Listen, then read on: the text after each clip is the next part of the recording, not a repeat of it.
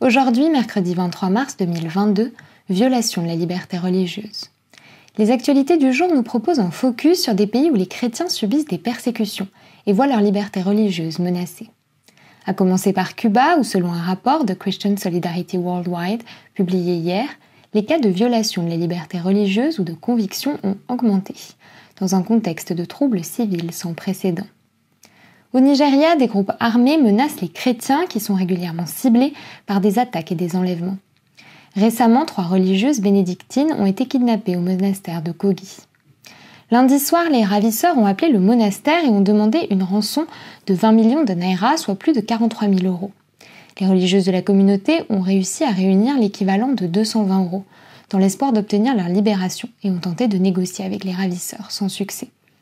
Gardez cet argent pour leur enterrement, ont déclaré les assaillants.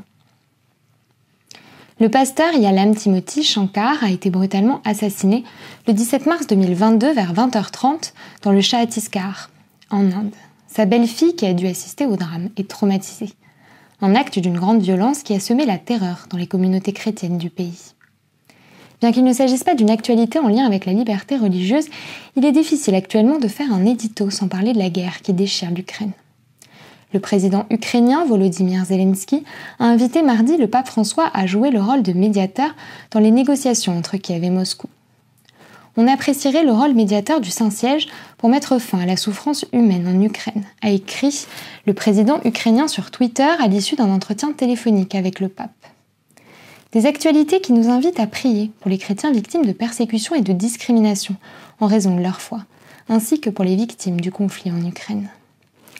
Voilà pour les nouvelles du jour, je vous invite à vous rendre sur le site d'Info Chrétienne pour en savoir plus. Je vous souhaite une très bonne soirée, soyez bénis.